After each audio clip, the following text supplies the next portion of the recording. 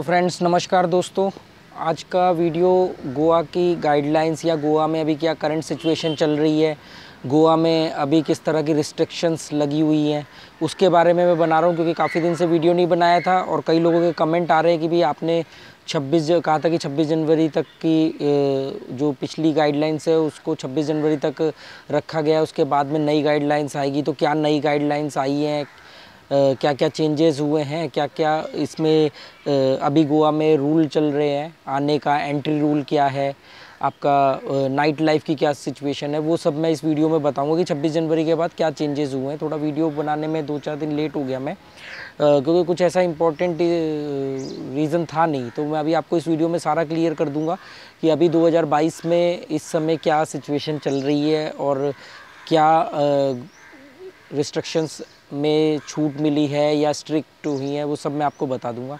इस समय मेरे मुंह पर काफ़ी तेज़ धूप पड़ रही है, तेज़ नहीं है धूप, मतलब गर्म नहीं है, क्योंकि इस समय 4:30 बज रहे होंगे लगभग। सामने चपूरा फोर्ट है मेरे और वहाँ पे इस समय सनसेट हो रहा है, मतलब अभी 1 घंटे बाद होगा, मतलब उसी तरफ है। तो धूप वैसे तो नहीं चुभ रही है, गर्म नहीं है, पर मुँह पर लाइट पड़ रही है। और तो मैं आपको बता दूँ कि एक तो सबसे पहले हम शुरू करते हैं कि गोवा में एंटर करने के एंट्री रूल क्या है। तो वही जो अभी तक चला आ रहा था वही एंट्री रूल है कि अगर आपको गोवा में एंटर करना है किसी भी तरीके से तो आपके पास डबल डोज का सर्टिफिकेट होना चाहिए। डबल डोज के सर्टिफिकेट के अंदर जो सेकंड डोज है उसको लगे हुए मिनिमम 15 दिन होने चाहिए। अगर किसी वजह से 15 दिन नहीं हुए हैं या आपके पास सिंगल डोज का सर्टिफिकेट है या वो भी नहीं है तो आपको एक RT-PCR टेस्ट की ज़रूरत पड़ेगी, तभी आप गोवा में एंटर कर सकते हो। बॉर्डर पे आपसे मांगा जा सकता है, मांगा जाएगा ही, और रेलवे स्टेशन हो या एयरपोर्ट हो तो वहाँ पर आप RT-PCR टेस्ट करवा करके गोवा में एंटर कर सकते हैं। RT-PCR टेस्ट की रिपोर्ट नेगेटिव होनी चाहिए, ठीक है, ऐसा नहीं कि टेस्ट करा लिया चाहे जो मर्जी रिपोर्ट आए। दूसरा, RT-PCR टेस्ट जो होता है वो 72 घंटे तक वैलिड होगा, तो ये बात आप ध्यान से करवाते हुए ही आप यहाँ तक पहुँचना, ठीक है। और सेम जो रूल है वो ही रूल गोवा में कसिनो के लिए भी लागू होता है। कसिनो में भी एंट्री के लिए आपको डबल डोज का सर्टिफिकेट चाहिए और नहीं तो आपको RT-PCR टेस्ट चाहिए कि नेगेटिव रिपोर्ट चाहिए, तो आप कसिनो में एंटर कर सकते हो। अब आती है बात कि इलेक्शंस गोवा में हैं, कब हैं और उसकी वजह से क्या चेंजेस आए हैं। तो गोवा में अभी जो 26 जनवरी तक जो गाइडलाइंस थी उसको ही आगे एक्सटेंड किया है, उसमें कुछ भी नया ऐड नहीं किया गया, कुछ भी स्ट्रिक्ट नहीं किया गया है। तो एंट्री रूल मैंने आपको बता दिया, सेम एंट्री रूल कसिनो के लिए भी है। अब आती है बात कि गोवा में और क्या क्या रूल थे जो 26 जनवरी से पहले चल रहे थे और अभी भी वही लागू है, कंटिन्यू किया गया है। तो मैं आपको बता दूं कि वही है कि आउटडोर वेन्यू में आप लोग मतलब 100 लोगों से ज़्यादा की गैदरिंग नहीं हो सकती है। इनडोर में जो है, जो भी इंडोर वेन्यूज़ है, कसिनो है, कुछ जो भी इस तरह की पब है, डिस्को है, बार है, वो 50% क्षमता के साथ चलेंगे और उसमें भी मैक्सिमम 100 लोगों की गैदरिंग की लिमिट रखी गई है गवर्नमेंट की तरफ से, ठीक है। अब बीचेस, जितने भी बीचेस हैं, केलंगुट बीच है, बागा बीच है, जो बागा बीच, केलंगुट बीच जो सबसे पॉपुलर बीच है जहाँ पे सबसे ज़्यादा टूरिस्ट जाते हैं, इंडियन टूरिस्ट स्पेशली सबसे ज़्यादा केलंगुट और बागा बीच जाते हैं, जो कि नॉर्थ गोवा में पड़ता है। तो आपको वहाँ पर जाने के लिए, वहाँ पर अगर आप जाते हो तो रात को 10 बजे के बाद क्राउडेड एरियाज़ को पुलिस धीरे धीरे खाली कराना शुरू करती है। और सेम रूल वहाँ पे भी है कि वहाँ पर भी किसी ओपन शेक वगैरह में भी 100 लोगों से ज़्यादा लोग नहीं एक जगह पे इकट्ठे हो सकते हैं, चाहे कोई म्यूज़िक इवेंट हो या कुछ भी हो। और दूसरा, वहाँ पर 50% जो क्षमता के साथ चलना है वो तो है ही है। सोशल डिस्टेंसिंग कंपलसरी है, मास्क कंपलसरी है, और ये तो गाइडलाइंस मतलब कोविड की वजह से भी करी गई है। अब आते हैं बात कि इलेक्शंस की वजह से नाइट लाइफ कैसे ख़त्म हो गई या कि नाइट लाइफ को एक तरह से बंद माना जाए या क्या है, तो मैं आपको इस वीडियो में उसके लिए भी थोड़ा सा हेल्प करूंगा कि देखो, इलेक्शंस गोवा के अंदर जो इलेक्शंस है वो 14 फरवरी को है। 14 फरवरी को गोवा में इलेक्शन होंगे, एक ही दिन में इलेक्शन हो जाएंगे, मतलब गोवा में एक ही दिन में इलेक्शन हो रहे हैं।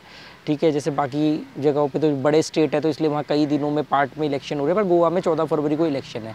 14 फरवरी को इलेक्शन है और जो लोग वैलेंटाइन डे की वजह से प्लान कर रहे हैं या वैसे ही गोवा घूमने का प्लान कर रहे हैं, तो मेरा उनको एक सलाह है कि अगर वो 14 फरवरी को इलेक्शन है, 14 फरवरी को वैलेंटाइन डे होता है। अगर मुझे मालूम नहीं, मैंने शायद हो सकता है जनवरी ना बोल दिया हो, फरवरी।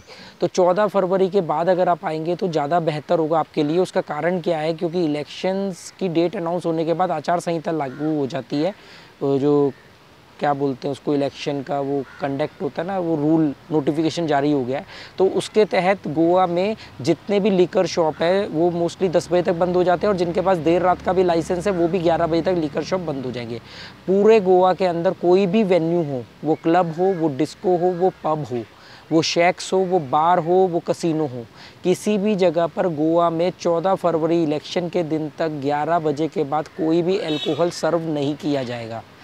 सारे म्यूज़िक जो मेन पार्टीज़ हैं वो 11 बजे तक ही अलाउ करी गई हैं। 11 बजे के बाद जो गोवा की जो नाइट लाइफ है, जिसमें बियर, विस्की, अल्कोहल सर्व होना, डांस पार्टी और ये सब जो चीज़ें थी वो 11 बजे तक है, जो पहले पूरी रात या देर रात तक चलती थी। तो आप ये चीज़ ध्यान में रखो। अगर आप कसिनो में आ चुके हो यहाँ पे और आपको आना ही है, तो अगर आप कसिनो में जा रहे हो तो आपको थोड़ा जल्दी जाना प्लान करना पड़ेगा, क्योंकि 11 बजे के बाद आपको वहाँ पे किसी तरह का म्यूज़िक नहीं मिलेगा और अल्कोहल सर्व नहीं होगा।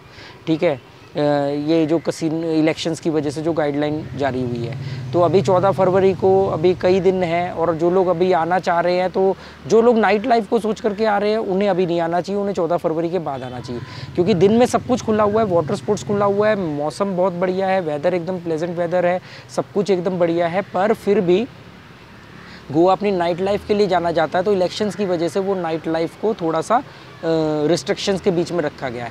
कुछ कोविड की वजह से था, पर इलेक्शंस की वजह से थोड़े से स्ट्रिक्ट रूल होते हैं, हर बार होते हैं, हर स्टेट में होते हैं, ये ऐसा नहीं कि कोई गोवा में ही है। तो वो सब चीज़ें आप समझ लो। जो लोग नाइट लाइफ को सेंटर पॉइंट बनाते हुए आ रहे हैं, तो वो अगर 14 फरवरी के बाद आएंगे तो ज़्यादा बढ़िया है। एंट्री रूल मैंने आपको बता ही दिया, गाइडलाइंस मैंने आपको बता ही दी, तो थोड़ा सा जो चीज़ें हैं वो स्ट्रिक्ट है। तो अगर आप लोगों इसको अपने टूर को पोस्टपोन करें तो ज़्यादा अच्छा है। नॉर्थ गोवा आना चाहिए। कई लोग पूछते हैं कि हमें अच्छा ये गाइड करोगे, मैं नॉर्थ गोवा आना चाहिए, साउथ गोवा। तो देखो दोस्तों, सबकी अपनी अपनी चॉइस है, पर मैं आपको बता दूं, जिनको नाइट लाइफ, शोर शराबा, भीड़ भड़का, ग्लैमर चीज़ें चाहिए, ग्लैमर चाहिए होता है, उनके लिए नॉर्थ गोवा बेस्ट है, क्योंकि नॉर्थ गोवा में 80% कसिनो ही नॉर्थ गोवा में है। सारे जो बड़े बीचेस हैं, क्राउडेड बीचेस हैं, सब नॉर्थ गोवा में आते हैं। सारे रशियन बीचेस नॉर्थ गोवा में आते हैं। हालांकि इस समय रशियन बीचेस जितने भी हैं, मोरजिम बीच, आरम्बोल बीच, मैंदरिम बीच, एश्विन बीच, ये इस समय खाली पड़े हुए हैं, कि यहाँ पे बहुत ज़्यादा क्राउड नहीं है। मेरा घर जो है वो खुद वागाटर के पास में है, तो हम लोग वागाटर बीच जाते रहते, तो वो भी खाली है। ओजरान बीच तो हमेशा ही खाली रहता है। तो ये पीसफुल बीचेस है, पर ये भी अभी खाली है। जो क्राउडेड बीचेस हैं, बागा बीच, केलंगुड बीच, कैंडोलिम बीच, तो वहाँ पे जो लोग आते हैं, देखो 2 अलग अलग कम्युनिटी आती है गोवा। एक वो होती है आई लव गोवा गैंग, मैंने एक वीडियो भी बना के डाला है, तो जो आते ही आई लव गोवा की टी-शर्टें खरीदते हैं, एंजॉय करते हैं, जिन्हें भीड़ चाहिए, शोर शराबा चाहिए, तो वो उनके लिए बागा बीच, केलंगुड बीच है।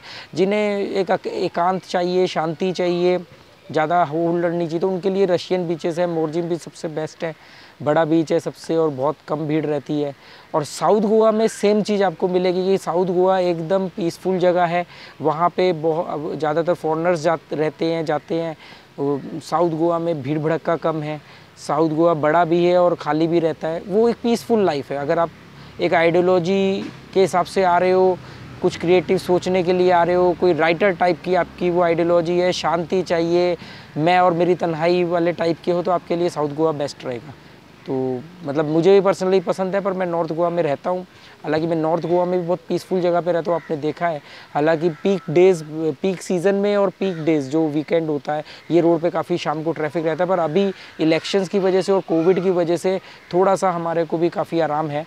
यहीं आगे थलासा पार्टी लॉन है, तो थोड़ा सा वो है।